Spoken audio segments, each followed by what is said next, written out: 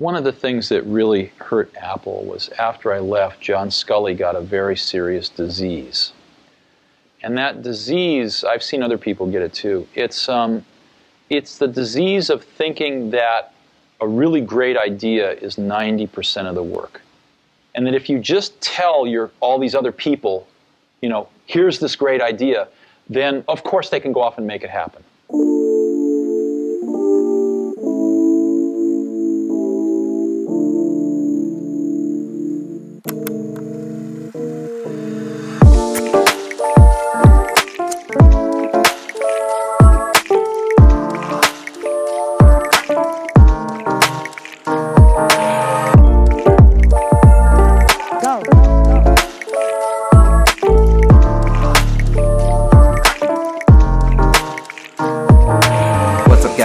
I'm in Los Angeles today, land of dreams really. People come here from all around the world to start their dreams in TV and film. Down the street in Anaheim, there happens to be one of the most magical places on earth, Disney.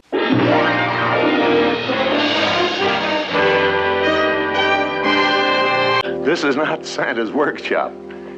It's just one section of a creative world where new attractions for Disneyland are conceived. My COO Jen Wolf was just telling me about how Disney does their Imagineering. It's this thing called the Disney method. It's a way to think when you're trying to create something brand new. The Disney method comprises 3 elements, 3 different questions. What should we build? How should we build it? And why should we build it? That first room is for dreamers. Can we live in an ideal world? And in that ideal world, what do we want in it? The Dreamer stage is obviously the most fun stage. It's the part that I really like as well. And if you're watching this channel, I suspect a lot of you guys like it too. If we had unlimited resources, what would we do? This is sort of known as the brainstorm stage. If you have an idea, don't say no, say yes and.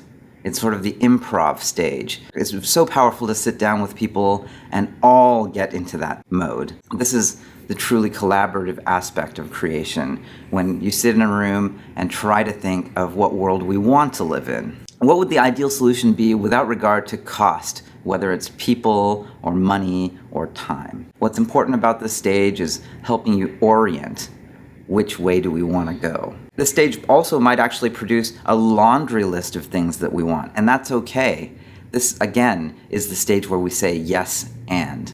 The second room that's very important is the room for realists. This is the pragmatic, practical side of thinking about how to implement something.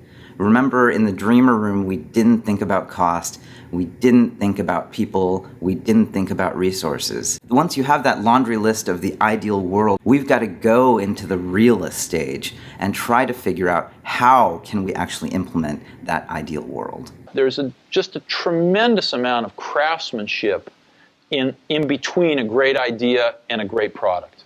This is also often the stage where you have to think about priorities. When you have limited resources, you have to choose your scope. What is something that's achievable within our milestones?